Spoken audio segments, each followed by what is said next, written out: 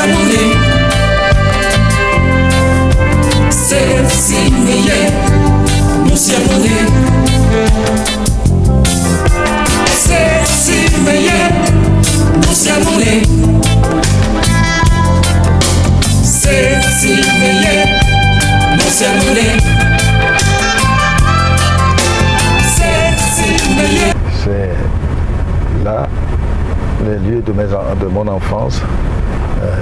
La route en bas que vous voyez là, vous voyez depuis ici, gosse de 8 ans, vous devez aller au primaire, là, 3 km, plus de 3 km. On doit aller à pied. Et les gens du Honlokwe venaient nous prendre. Les gens de Kumapé. On fait tout ce que vous avez vu là. C'est tout. On venait à Vaughan. Vaughan, c'était l'école primaire publique. Et donc, ça, voilà, comme c'est mon sentier, mon enfance, ce paysage m'a marqué. C'est comme ça, j'ai dit, c'est là. Surtout mon père avait des terres ici. Ça s'est bien passé. Voilà. Ouais. Et le plan d'eau, comme je le dis, j'avais pêché. Le plan d'eau, au début en 85, j'avais déjà commencé à creuser le bassin. 87, c'est fini. J'ai commencé la pisciculture. Et on prenait beaucoup de poissons dans ce petit lac que vous voyez. Et l'eau est naturellement l'eau de terre. J'ai creusé un peu, l'eau a jailli de terre et on en a fait ça. C'est pour ça que, en parlant tout à l'heure du tourisme, vous avez parlé de ça, mais vous imaginez que pour pas des budgets, on peut créer des piscicultures, des centres de pisciculture le long des bras lagunaires du lac d'eau. C'est-à-dire de chez nous, en quittant là, Honlokwe. Toutes ces régions-là peuvent être traitées. L'aménagement de cette région. Voilà. Là, bien sûr, c'est le cours de tennis.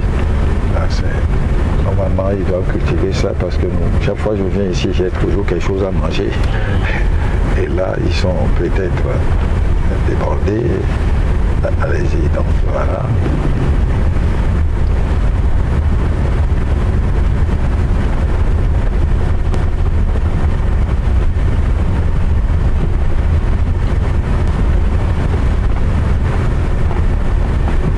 Donc ça fait 33 ans.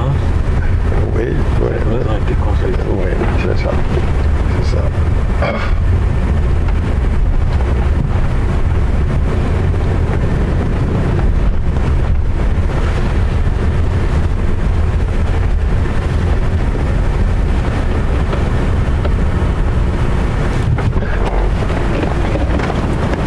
Tous ces arbres que vous voyez ici, la plupart ont 33 ans, pas plus. C'est ça, ces cocotiers, là, on sait compter l'âge d'un cocotier par le nombre de branches tombées, au sens que les circulaires que vous voyez sur un cocotier, c'est l'ensemble des branches qui sont souchées sur le tronc. Et par là, les gens arrivent à déceler l'arbre, l'âge d'un cocotier. Et là, je vous dis, ces cocotiers-là, vous voyez, ils sont presque de la même hauteur. Celui du milieu a poussé plus vite. Et ça donne l'âge de la maison, puisque j'ai planté ça au même moment. Ouais. Je rêve d'enfance que vous aviez 7 ans. Vous rêviez avoir une maison ici. Et de ce temps-là à aujourd'hui, et face à ce que vous avez réalisé, Oui. quels efforts déployés? Oui, ben, c'est l'histoire d'une vie. C'est vrai que quand on sort d'un petit village comme celui que vous venez de voir, et qui n'était pas celui-là, parce que les cadres du village ont fait des efforts pour que, ensemble, certaines choses soient réalisées. Mais l'école primaire que vous avez visitée, de l'école primaire, on est parti au lycée. Et pour aller au lycée, il fallait des gens qui vous soutiennent. Ce n'est pas matériellement seulement, il y a scolaire, sur le plan scolaire. J'ai eu la chance d'avoir un instituteur qui m'a pris en main, qui a été mon guide en 2 ans. Il m'a mis au CE2 pour l'élémentaire. secondaire et au CM2. Au CM1 d'abord. Le CM2, c'est un autre.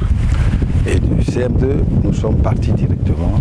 On a passé le certificat de fin d'études primaires de l'époque et le concours de bourse, comme on l'appelait à l'époque, le concours d'entrée en 6e. Et heureusement pour moi, j'ai réussi à ces 2 examens. Et bien sûr, et ça a continué, ça a bien marché. Ça a marché parce que nous-mêmes, dans le village que vous voyez, nous avons appris à travailler. Et pendant 3 mois de vacances, vous êtes à la pêche ou au champ pour aider les parents à vous payer vos habits, les kakis, quelques petits cahiers, les crayons, tout ça là. Les livres, on nous les donnait et vous lisez, on avait un livre par rangée de banc en classe. On passait le livre de main en main parce qu'on n'avait pas les moyens chacun d'acheter un livre. Ouais, c'est sur ces petits chemins difficiles que nous avons suivis pour arriver bien sûr au lycée. Et le lycée terminal, on a fait la terminale scientifique qui nous a permis d'avoir une bourse et on a pu donc partir pour des études universitaires en France et surtout à Paris où j'ai fait l'École nationale supérieure de beaux-arts de Paris. Et après tout est parti. On a travaillé beaucoup pour réussir parce qu'on n'avait pas le choix. À l'époque, aucun parent dans cette région ne peut payer des études universitaires à ses enfants. Je le dis, aucun. Parce qu'on voyait le niveau économique de la région. Sauf s'il est dehors, s'il est sorti, s'il a créé des entreprises, il est fonctionnaire, etc. Mais d'une façon générale, la bourse à l'extérieur pour les études universitaires était très très difficile à obtenir. Et c'est de retour que le rêve a commencé à m'exciter, c'est confirmé. Et mes premières réalisations dans le village, c'est le dispensaire que vous voyez à gauche de l'église, et l'école primaire qui est au bout du village, en allant sur Mouloukoui. Voilà, grosso modo, vraiment, je remercie le Seigneur de m'avoir donné la santé pour pouvoir réaliser ce rêve. À votre retour, quel a été le premier poste que vous avez occupé? Qu'est-ce que vous avez fait dès que vous êtes rentré de France, après votre étude? Quel a été le premier poste que vous avez? Qu'est-ce que vous avez fait concrètement, professionnellement? En réalité, au début, voilà, en réalité, quand on a fait l'option pour les professions libérales, j'ai choisi d'exercer mon métier en libéral. Donc, dès à partir de là, même avant la fin de mes diplômes, je commençais à m'équiper. Parce que le métier d'architecture est un métier, quand on l'aime beaucoup, même pendant les études, on peut beaucoup travailler dans les cabinets d'architectes, voyager quand on le peut.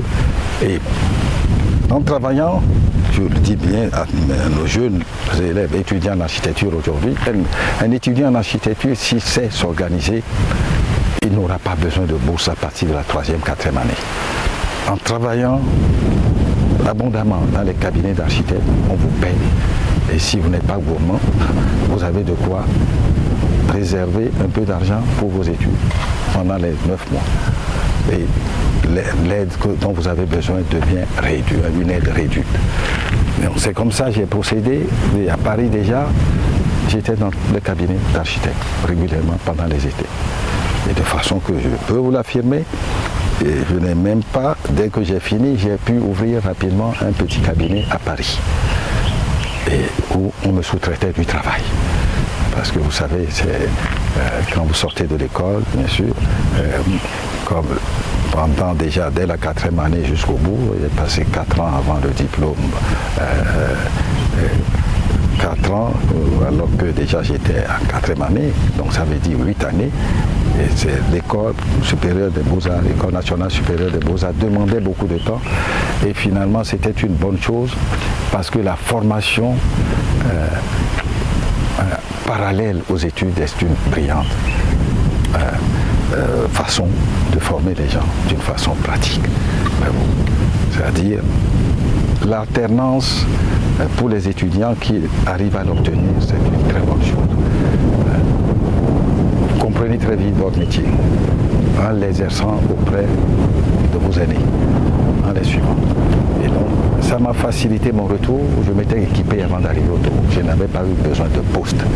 J'ai gardé mon cabinet de Paris et quand j'ai débarqué définitivement ici, en 2012, 2013 déjà, j'avais préparé le cabinet ici, qui était au boulevard. Pour ceux qui me connaissent, mon premier cabinet était au boulevard Séculaire.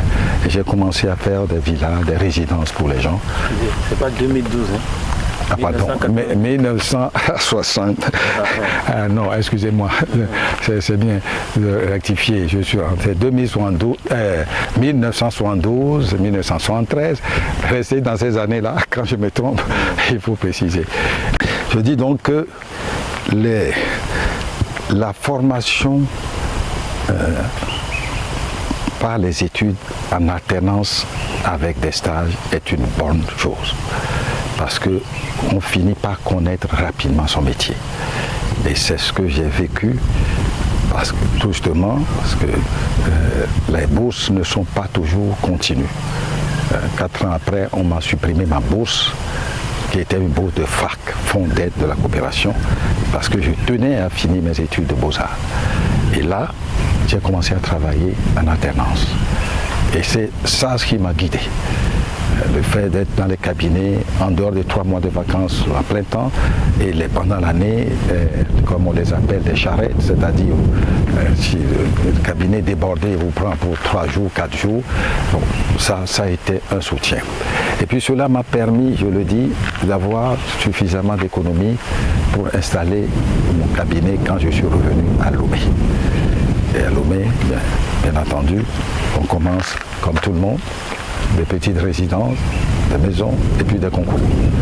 Très rapidement, je m'étais intéressé au concours d'architecture. Et ceux qui m'ont réussi le plus, j'ai fait le premier concours, j'ai gagné le ministère des Affaires étrangères au Niger. Et ce concours-là a été suivi de tant d'autres. La Banque de développement du Niger. On a construit le ministère de la fonction publique du Niger, le palais du président, et nous avons fait la banque centrale de développement. On a beaucoup construit au Niger. Et là, j'ai été mieux connu au Niger qu'au Togo pour ce que je pouvais, j'étais capable de faire. Je suis Aminata Salamata Kielo. Je suis socio-anthropologue, chercheur, fonctionnaire international à la retraite. J'habite Niamey, je suis burkinabé. Je crois qu'on s'est rencontrés dans un avion en venant de Paris. Et j'étais à l'époque à la BOAD, à Lomé, à la Banque Ouest-Africaine même de développement. Et après, nous avons eu plusieurs amis communs. Et ça a été l'un des plus fidèles amis et frères de ma vie. Voilà, j'ai sympathisé avec lui d'abord. Ensuite, j'ai connu son épouse Thérèse, qui m'a adoptée. Et puis les 3 enfants, les 3 premiers enfants qu'ils ont eus ensemble. Étienne, François et Véronique. Ok, qu'est-ce qui vous a marqué sur la personne de Hilaire Mensah Lokodonou? Ben, je crois que je suis la personne la moins objective à qui il faut poser ce genre de questions. Parce que M. Lokodonou est un gars tellement remarquable que je ne sais pas quel mot utiliser pour le qualifier. Ce qui m'a le plus marqué, c'est sa combativité. C'est quelqu'un qui est sorti d'un milieu modeste et qui s'est réalisé par lui-même et qui n'a jamais oublié la souffrance des gens modestes. Il a vu sa maman trimer et son combat, c'était réhabiliter l'être humain, mais par le mérite, uniquement par le mérite, pas par les méthodes actuelles d'aplaventrisme, de recherche de gains malhonnêtes, je ne sais pas quoi. Chez lui, c'est pas la fin justifie les moyens, pas du tout, c'est pas machiavélique. Il s'est battu, il s'est réellement battu. Est-ce que vous avez mémoire encore la première réalisation, la première construction qui vous a été confiée quand vous êtes rentré au pays? Bon, j'ai construit pour mon ami Barandao, qui était ambassadeur du Togo à Paris. Et paix à son âme, il n'est plus de ce monde. C'est quand je me connaissais bien, je rentrais et disais, hey, mon frère, dès que tu arrives, moi j'ai de quoi commencer ma petite maison. J'ai bien fait sa petite maison. Et de mon beau-frère aussi, le professeur de mathématiques Kofi Antoine, petite maison. Et bon, en même temps, bien sûr, vous êtes sollicité pour des projets qui sont d'ordre administratif. Quand vous voyez le CNETI, le Centre national d'informatique, où on paye tous les salaires du Togo, c'est une de mes réalisations, les premières constructions que j'ai eues au Togo. C'est le Centre national d'informatique. C'est le CNETI et devant lequel Paul Haï, comme d'habitude, j'ai un projet, quand je finis, nous aimons les beaux-arts, qu'on ait des œuvres de beaux-arts qui ornent un peu, qui habillent ou qui attirent la clientèle.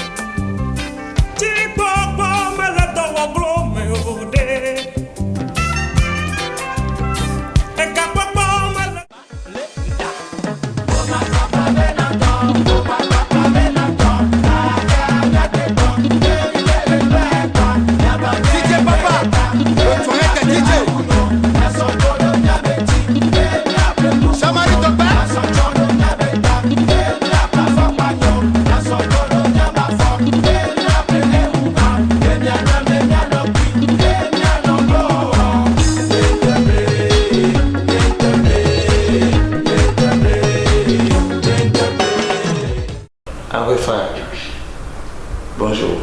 Bonjour.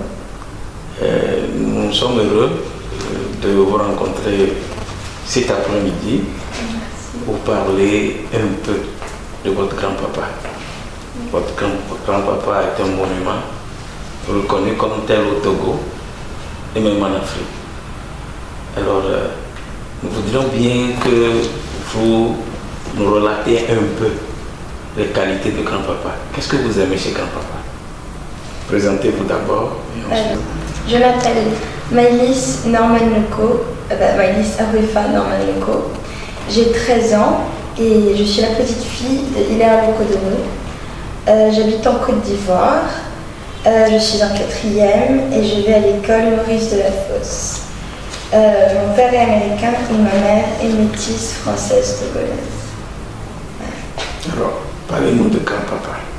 Alors, je trouve que grand-papa, Zoupapa comme on l'appelle, je trouve qu'il a fait des choses, il a construit des choses pour son pays, pour pouvoir voir le Togo se développer. Et je trouve qu'il a mis beaucoup de courage et il a beaucoup investi dans ce qu'il a fait.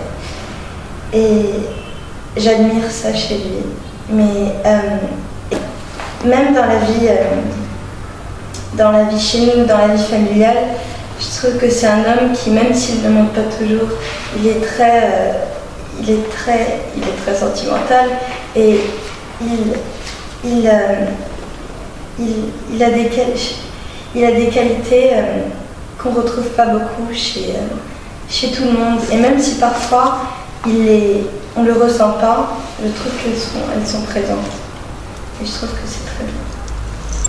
J'aime aussi que quand il aime les gens, il fasse de son mieux pour leur montrer, même si c'est pas toujours évident, et pour leur faire comprendre et pour passer du temps avec eux.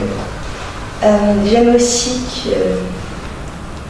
qu'il ait beaucoup le sens, familial, qu'il fait beaucoup d'efforts pour toujours nous rassembler au Togo, pour que, comme on est une famille qui vient un peu de partout, qu'il fasse un effort pour toujours nous ramener un sur deux au Togo, pour qu'on découvre le village, son village, notre village, qu'on découvre la ville. Et j'aime bien aussi passer du temps avec lui, à Pédakonji, en allant sur les pirogues dans le village, voir les pêcheurs parfois jeter les filets.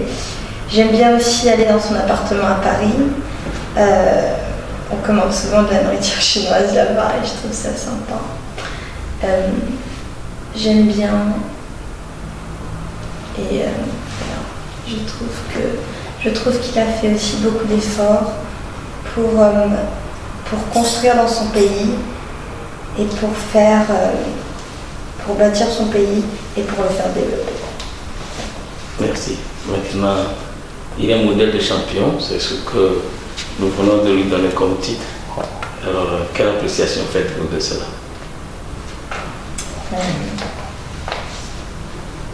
Je trouve que c'est un champion parce que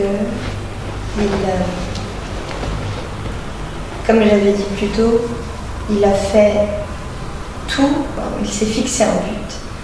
Et en grandissant dans un petit village, dans une famille très modeste, il est allé à l'école alors que c'était très rare à l'époque. Il a fait ses études en France, il a fait une école d'architecture et aujourd'hui il est devenu un architecte très connu au Togo. Et je trouve que c'est quand même incroyable dans un pays comme ça parce que on ne retrouve pas ça partout.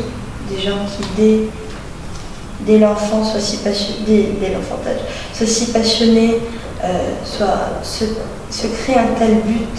Je trouve ça assez bien. Alors, quel est le mot de cœur que vous avez à dire à grand-papa? Alors, je veux te dire, papa, que tu as fait beaucoup de choses pour ton pays. Et parfois, tu veux toujours continuer. Et c'est bien, mais parfois il faut savoir se reposer. Et ça, tout le monde te l'a dit. Et parfois, quand on est quelqu'un comme toi, qui veut toujours travailler, qui veut toujours et juste arrêter. Et je trouve que c'est quelque chose que tu dois vraiment faire. Alors, pour les enfants qui me regardent en ce moment, j'ai probablement votre âge, ou je suis probablement plus jeune que vous, mais ce que je voudrais vous dire, c'est que en prenant l'exemple d'un enfant qui était au village, qui a pu se retrouver en ville en train de construire pour son pays, je crois qu'il faut juste vous battre et beaucoup travailler pour atteindre ce que vous voulez plus tard.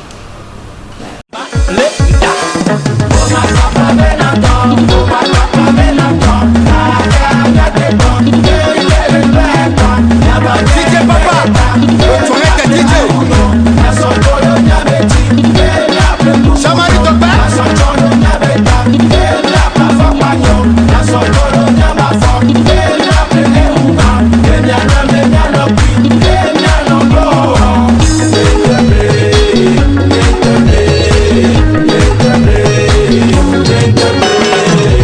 Je m'appelle Gabrielle Ayoko Norman Loco. J'ai 11 ans et je suis en classe de 6e à Maurice de la Fosse en Côte d'Ivoire. J'habite à Abidjan à Marcory. Vous, papa, de ses qualités, il est gentil et il aime rester avec sa famille. Il aime prendre soin de sa famille. Il est très affectif et parfois ça ne se voit pas. Et j'aime qu'il qu'il pense tout le temps à nous. Quand il fait d'autres choses, il va tout le temps penser à nous. Parfois, il va venir passer un week-end avec nous, ou nous inviter, ou faire des choses avec nous, ou déjeuner au restaurant. J'aime faire ça avec lui. Et nous l'appelons Papa parce que quand Maëlys était petite, il lui faisait beaucoup de bisous dans le cou. Et alors Maëlys voulait l'appeler Bisou Papa. Mais comme elle ne savait pas bien parler, elle disait Zou Papa. Et au fil des années, on a adopté ce surnom. C'est comme ça qu'on l'appelle Zou Papa. Pour Zou Papa, je vais lui dire merci d'être présent. Merci de faire des choses avec nous. J'espère que tu vas bientôt te reposer. J'espère que tu vas tout le temps. Tu vas vivre longtemps parce qu'on a tous de la chance d'avoir un grand-père comme toi. Et merci de nous montrer ta culture quand on va au village. Tu nous montres que tu as commencé dans une famille avec d'enfants et c'est rare que les gens comme ça ils deviennent une grande personne comme toi. Donc je pense que tu es un champion. Je serai grande.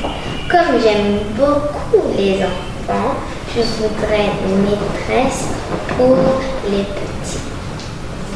Pour faire une crèche avec ma cousine, elle est d'accord et on sait dans quel pays on sera.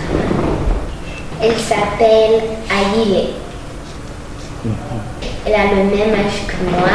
On a seulement 5 jours de différence. Thank you, Zou Papa, for showing a great path for all your little kids. And so we'll have an inspiration. When we don't know what to do, we will think about you, and then we will be encouraged because you did a lot of great stuff. Il faut beaucoup travailler, mais aussi il faut avoir du courage pour travailler. Et il faut croire en ce que vous faites.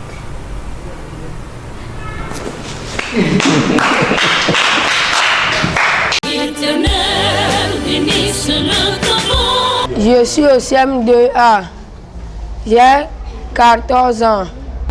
Quand j'ai fait la dictée, je peux dans notre 8. Quand je fais la dictée, j'ai eu 6 ou 7 parce que je n'apprends pas mes leçons. Je n'écris pas bien. Quand j'ai terminé mon étude, je vais apprendre le docteur comme mon père. Quand on fait la dictée, je prends 0 parce que je n'apprends pas mes leçons. Je n'écris pas les mots. Quand j'ai fini mes études, je vais devenir une couturière comme mon père. Au contraire, moi je crois que le niveau a beaucoup évolué compte tenu du contexte qui a évolué. Ce n'est certainement pas moi qui vous dirais que le système actuel dépasse en qualité ce que nous autres nous avons vécu. Non. Ce concours pour promouvoir l'excellence n'est que des clés pour attirer notre attention sur le danger. La caravane de l'autographe fait son premier escale à Vaughan dans la préfecture de Vaud sous la conduite éclairée de son excellence Monseigneur Philippe Fanokokojro, archevêque émérite de Lomé, assisté par son excellence Monseigneur Gaglo, évêque d'Anéran. C'est une grâce, une faveur spéciale qui échoit à Vaughan d'être choisi après Lomé. Sous le coparrainage du préfet de Vaud. du maire de la ville de Vaughan et du chef canton de Vaughan ce dimanche 18 novembre 2018 dans les locaux de la mairie de Vaughan à partir de 14h. Attention, plusieurs prix sont mis en jeu par les autorités locales et les cadres de la préfecture. Parents, élèves et étudiants, enseignants, travailleurs de tout secteur, inscrivez-vous pour participer à cet événement culturel de haut niveau intellectuel. Opérateurs économiques de tous bords, cadres, ressortissants de la préfecture de Vaud, au Togo et de la diaspora, faites votre visibilité en apportant vos dons de toute nature pour le succès de cette compétition télévisuelle. L'organisation, ce n'est pas moi seul le préfet, c'est tout le monde. J'appelle tous nos frères, toutes nos sœurs de la localité à supporter activement ce projet. Cela va dans l'intérêt de nos enfants. Vis-à-vis de ce que vous êtes en train de faire, on doit se mettre ensemble. Nous trouvons que ce que Cassiège et puis Monseigneur Pandrou sont en train de faire est une bonne chose, mais nous ne pouvons que soutenir. Je m'engage à apporter une contribution. Je voudrais implorer la bénédiction du Seigneur sur tous ceux qui apporteront leur contribution pour que ce projet devienne une réalité. Que Dieu Tout-Puissant vous bénisse, le Père, le Fils et le Saint-Esprit. Amen. Lieu d'inscription, les établissements scolaires de la préfecture de Vaud. Infoline 90 10 77 23 99 56 55 81. Les champions de l'autographe, le prix de l'excellence. Avec les champions Togolais, bâtissons la cité. Cassiège Togo, les jeunes qui osent. Bonjour, je m'appelle Roy Messon Alexandre Norman Loco. Je vis en Côte d'Ivoire. Je vais à l'école du Nid de Cocody. Je suis en CM1 et j'ai 9 ans. Ce que j'admire de Zoupapa, comme on l'appelle, c'est que il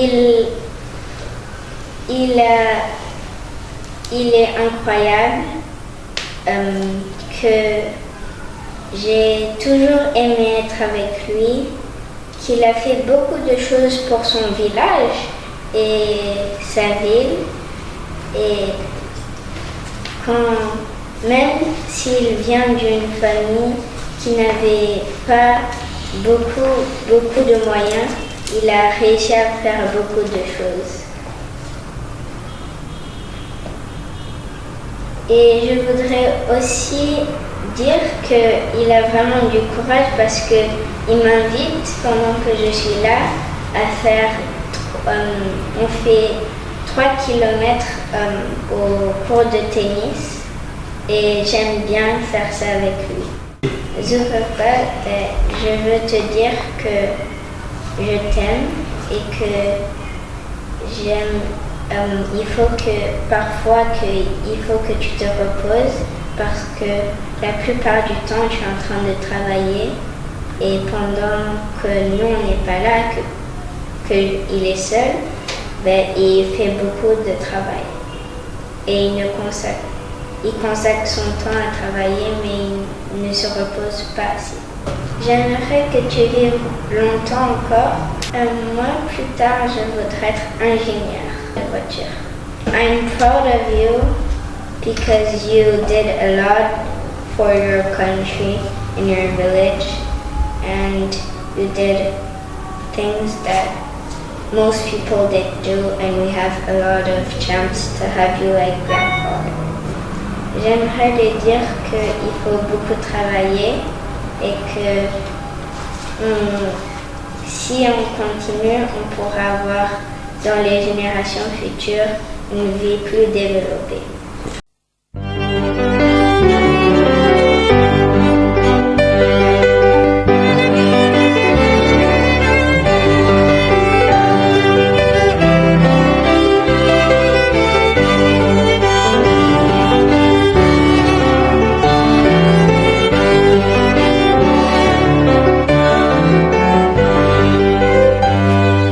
Je bénirai le Seigneur en tout temps.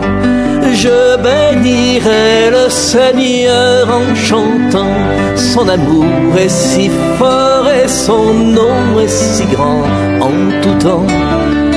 Je bénirai en chantant, je bénirai. J'avancerai avec lui cœur aimant. J'avancerai avec lui cœur brûlant. Et malgré le brouillard, la froidure et le vent, je dirai Dieu seul est grand, je dirai Dieu seul est grand. Je bénirai le Seigneur en tout temps. Je bénirai le Seigneur en chantant. Son amour est si fort et son nom est si grand en tout temps. Je bénirai en chantant. Je bénirai.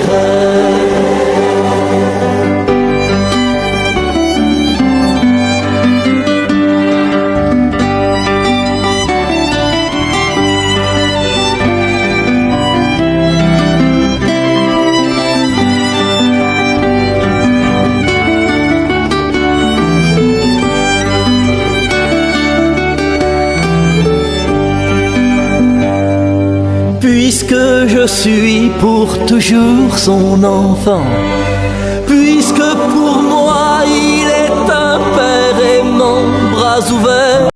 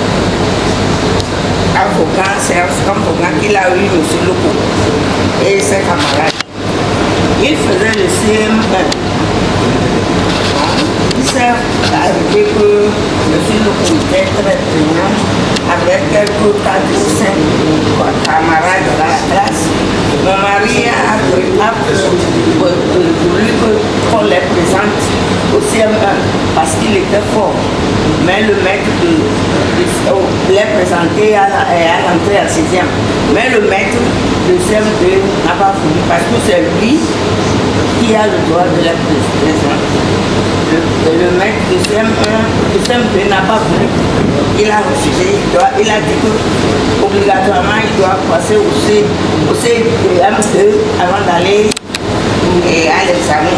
Donc, mon mari a été obligé d'accepter. Ils sont passés au CM2.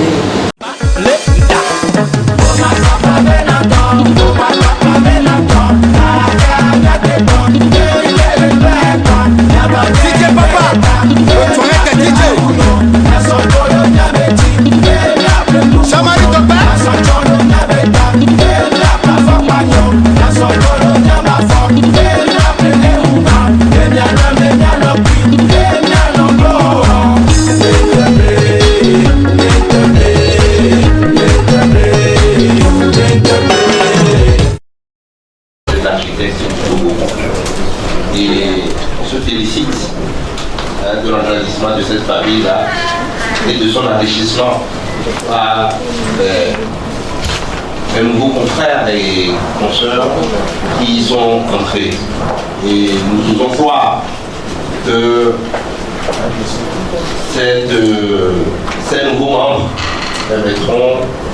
dynamiseront plutôt notre association, la feront grandir. Et il y a une chose très importante que le président a dit dans son allocution, qui peut être aussi symptomatique de notre métier ici au Togo. Et je vous invite aussi à beaucoup y réfléchir et à y méditer. c'est qu'il vaut mieux être remplaçant sur le bas du Barça que d'être titulaire à Sarah Sport. Je vous remercie du courage et du bon sens dans votre nouvelle politique.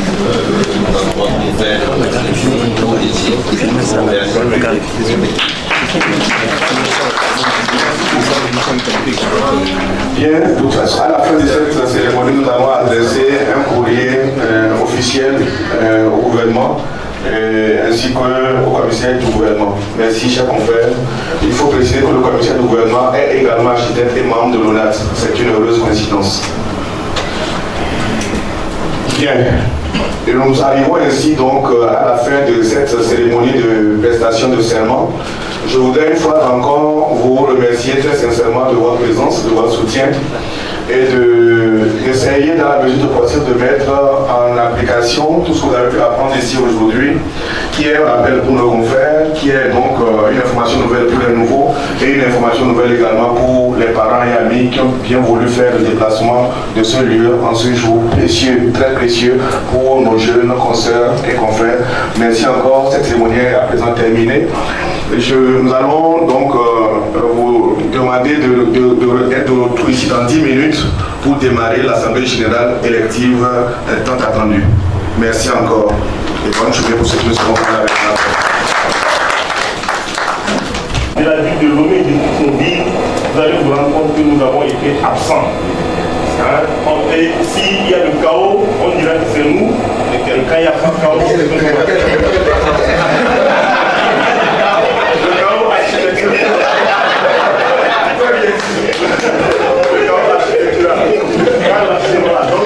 Alors on a l'obligation de prendre la main et de ne pas dire après que nous n'étions pas présents quand la ville se construisait au Togo. Voilà ce que j'ai voulu dire. Monsieur Pedro, je parlais de ça avec le président Lobo. Je dis qu'il y a un cinquième des confrères qui a du travail. Je parlais avec le commissaire de ça. Je n'ai pas voulu évoquer parce que c'est un problème grave. Ici, comme ce pouvoir, nous allons essayer de mettre des places malheureusement des démarches. On a commencé déjà. Nous serons au niveau de l'INAM pour l'assurance maladie, pour les assurances collectives, professionnelles. Nous sommes en train de. Et d'ici un mois, au moment de la passation officielle, nous allons vous donner le programme que vous avez ici. Vous voyez sûr on connaît les mots. Depuis le temps, ça fait plus de 40 ans que je suis à Lomé. Je connais les maladies de cette profession.